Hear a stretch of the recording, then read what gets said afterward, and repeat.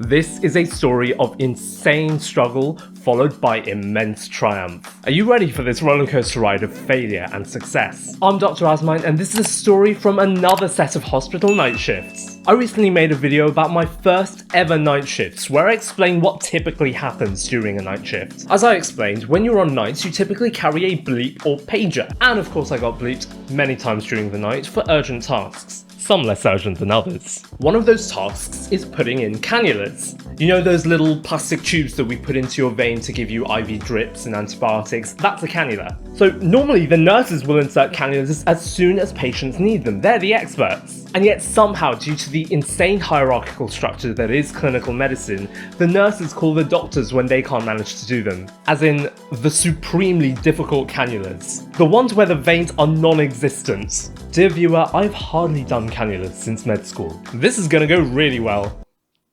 Okay, epic story coming up, but here's a quick summary for you. I asked an anaesthetic doctor to come help me with a really difficult cannula. She did some insane magic. Then I went on to use all of her techniques to cannulate 4 more patients with difficult veins on the first try. Okay, so here goes. I received a bleep at 1:30 AM. Doctor, the patient in bed 20 needs a cannula. The one he's already got has tissued and he needs his IV antibiotics soon. Tissued means that the cannulas come out of the vein. Okay, I'll just finish this and come up, I said. I wrapped up what I was doing and rocked up to the ward around 1:45 AM. Dear viewer, have a guess how long I spent up there. Anyway, I got my equipment all ready, I went to the patient's bedside, drew the curtain, and I introduced myself. Good evening, sir. My name's Azmain. I'm one of the doctors overnight. I understand we've had a bit of trouble with your cannula, so I'm gonna give it a shot. Is that okay with you? He said yes, so I had a look at his arms. This gentleman, in his current state, was very edematous. In other words, he was puffy as hell, mate. So edema, swelling, fluid retention can have so many different causes. It's beyond the scope of this video to go through all of them. But the fact of the matter was, how the hell was I gonna get a cannula into a puffy arm with no visible veins?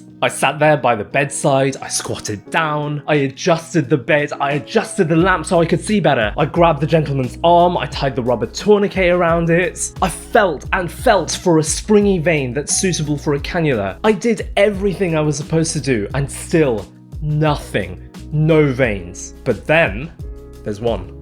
I can see one. It's right there. It was tempting. I really wanted to give it a shot. Because what else are you supposed to do in the middle of the night? Just give up? But who's there to do it for you? You can't just say, nah, screw it, I'm out, I'm done. There's a patient there that sat there relying on you. So dear viewer, I went for it. Damn!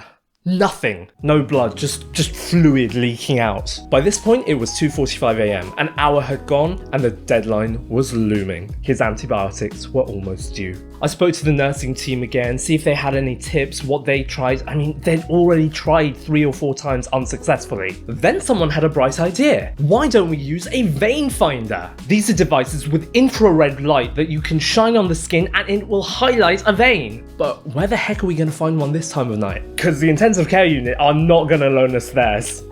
Maybe the pediatrics ward will have it. So someone went over to the pediatrics ward and lo and behold, we found one. And I just kind of ended up playing with the vein finder on my own hands. It's so cool, you can see all your veins light up. Doctor, stop playing with the vein finder! But it's so cool though! Anyway, I went back to the patient with one of the nursing team. We used the vein finder, we hunted, and we finally found a vein. I got the cannula ready, okay? Sharp scratch. Got it.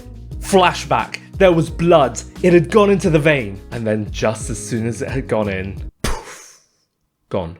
Maybe the vein had burst because it was just so fragile or something happened, I don't know, but there was no way that cannula was gonna work. Back to square one. But then I had an idea. Why don't we call the anaesthetist, otherwise known as anesthesiologists in the USA? They're basically the experts at putting in cannulas when everyone else has failed. I called them up and basically begged and pleaded. And she was kind enough to come along and help me. We had all the equipment ready and she came along. And the thing about anaesthetists, I genuinely think they're one of the coolest doctors in the hospital. They have so much knowledge and they can handle the most dire situations really calmly. I saw someone write they're like the Ghostbusters of the hospital. Who are you gonna call? So I went along with her to the patient. She was super kind and chatty and making the patient feel comfortable. But guys, while she was doing all this, I genuinely witnessed magic. Patient's puffy edematous hands? She physically pressed and squeezed all the edema fluid away from the hand. She dragged them towards the ground so that gravity would pull the blood into the veins. Instead of just using a rubber tourniquet, she got me to squeeze the patient's arms manually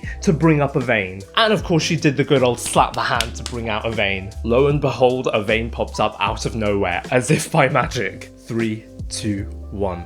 Sharp scratch, she said, and it was in. Ladies and gentlemen, the cannula was in. It was working. The saline flushed through perfectly. She did it in under 10 minutes. It was poetry in motion. At that moment, I was like, I want to be an anaesthetist. I want to be as cool as you. And she said to me, do it.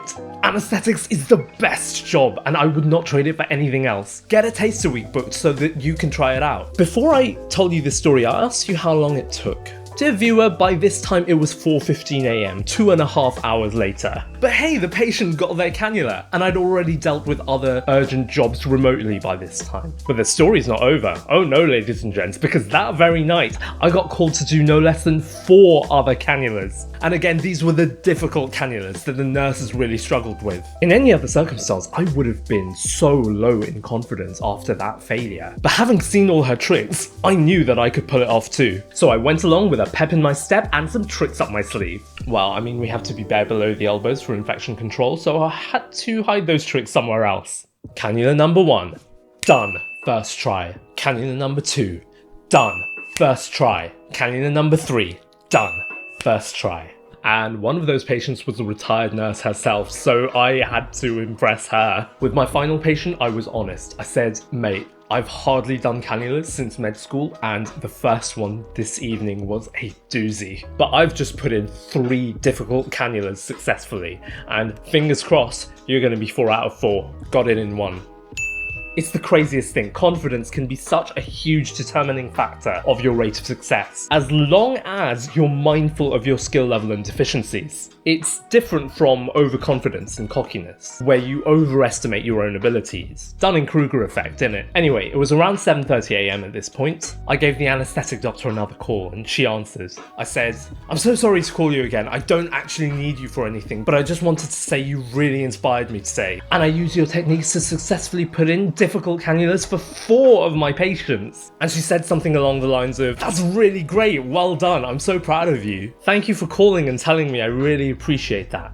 And make sure you get that taster week booked. So you can bet I walked out of the hospital that morning with my shades on, feeling super cool. So that was my night of cannulas. My main reflective points would be, don't be afraid to get stuck in and try your best with clinical procedures because your patients are relying on you. You are far more capable and competent than you realise. I know it sounds cheesy, but you have to believe in yourself. However, don't be afraid to call for help when you need it. Learning as a doctor is lifelong and it never stops. It is well worth watching an expert and learning all of their tricks. See one, do one, teach one is probably one of the best ways to learn. And teaching in an effective way can be so incredibly impactful. That 10-minute tutorial was one of the most valuable lessons I've learned, and it immediately helped 4 of my patients directly. So I want to continue improving my own teaching skills. And my final reflection? I might just try out anaesthetics. Go watch my previous video about my first 7 night shifts, and until next time, stay groovy.